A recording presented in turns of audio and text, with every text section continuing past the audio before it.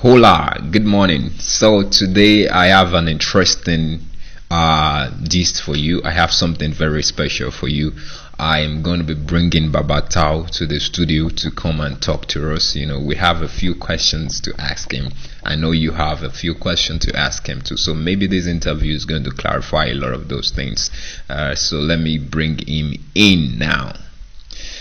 He's on the line actually. Hello, Bàba Táú. How are you this morning? Hello, Carol. Good morning. Good morning. Thank you for having me. Thank you so much for having me. I really appreciate this privilege. Sheon, sir. Good to have you, sir. Good to have you. So we have a few questions to you. Who is Bàba Táú? Bàba Táú, Bàba Táú, Bàba Táú. There's a lot of stuffs. I wouldn't put words into your mouth, but you look more like a voodoo priest to me. So who is Bàba Táú? Hey, Modari, voodoo priest, long. Anyways, thank you for bringing on that question. It's a very important question, and I have gotten them myself personally, and I have few responses for them. Bàba Táú, as you would know, what I do basically has nothing to do with the Yorùbá spirituality. That is, whatever forms of spiritual activities Yorùbá people do. I just educate on the culture of the Yorùbá nation, mostly the ancient Yorùbá nation, not even the present one, which is mostly corrupt now. And yes, a lot of people, have this perception that probably Bàba Táú is a voodoo priest. I'm not a voodoo priest, so don't come to me to make a foshe for you. I don't have those things myself. I cannot make them. I just understand the principles, behind their making, And of course, Bàba Táú has nothing to do with voodooism. Because Táú itself is a Muslim name. Táú is a derivation of Tawfiq.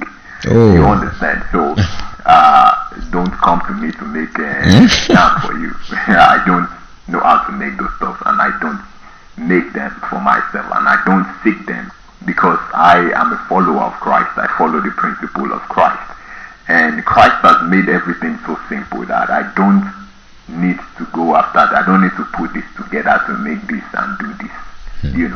It's quite simple. Everything can be done right in my mind, and if I believe something would happen, it would definitely happen. That is the principle of Christ, and I don't need to put objects together to do that.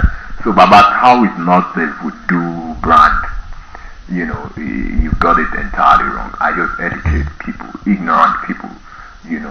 People who are ignorant. Ignorant is not a negative word. A lot of people, when they hear the word ignorant, they start feeling defensive. Yeah. It just explains the state of human condition, which is a good one. It's what is the prerequisite for. It's the same thing as hunger.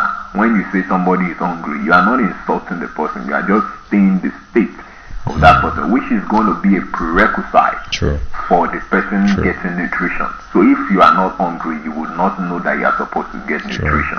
The same way it applies with ignorance. Ignorance is a call to be wise. It only serves as a trigger for you to get wisdom. So what I do basically is educate people on Yorùbá culture, which sometimes makes it look like I'm into Yorùbá spirituality. I am not. 100% I am not. Like I said, I follow Christ. Thank you so much for the clarification, sir. I hope listeners got that. And another question we would ask you, but that would be after this break. So here is the second question, sir. You just mentioned that you don't do these stuff, but you understand how they work.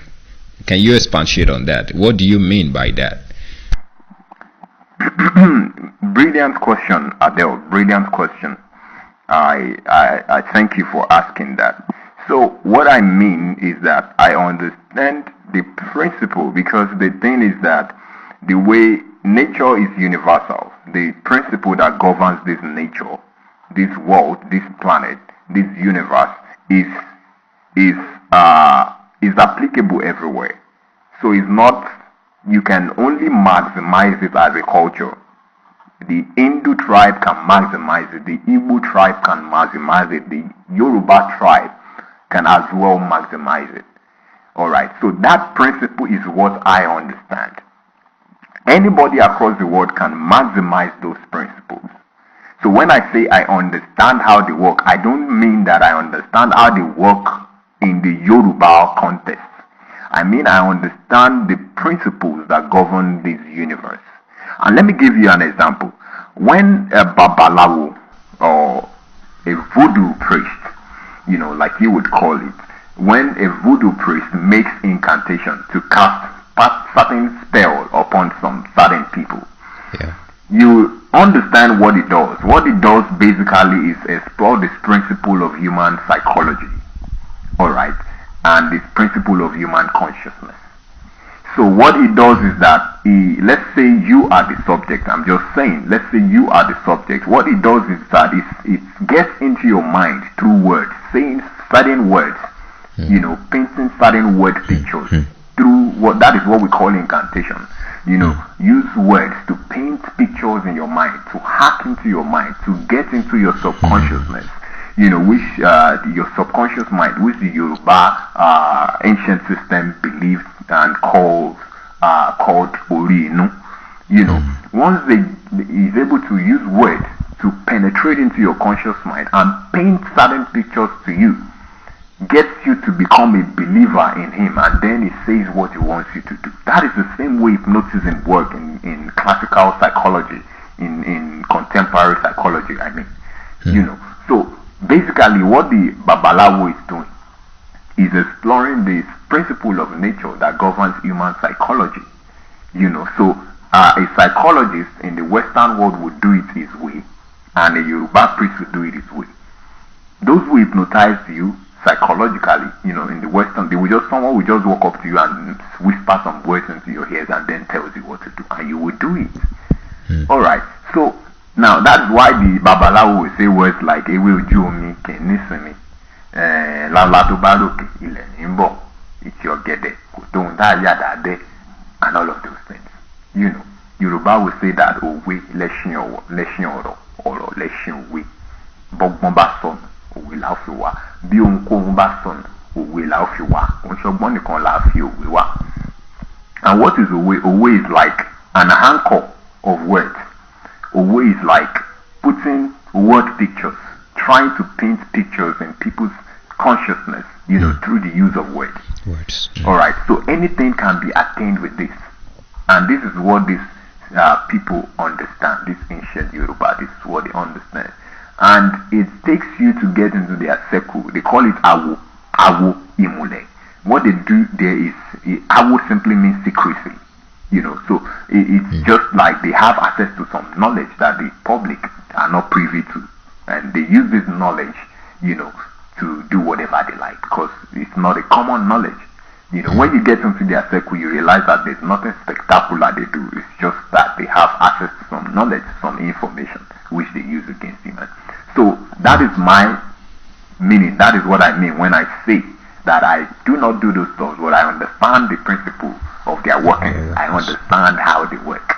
Do you understand? So a Babalawo is basically, that incantation is basically a psychological, process. It is a psychological procedure, that makes your mind vulnerable. And then, because when they paint pictures, these word pictures in you through these words, these sayings, this idiomatic expression, they are penetrating into your subconsciousness, your orino, and then they can tell you exactly what they want you to do, and you are going to do it, because the subconscious mind controls the conscious world. That's it. That's what I mean by it. So anybody does it. We do all of these things. We do confession in our Christian creed.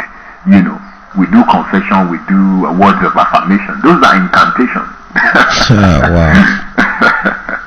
Wow. Wow. Thank you very much, sir. This is really, really enlightening. Thank you so much, sir. Thank you.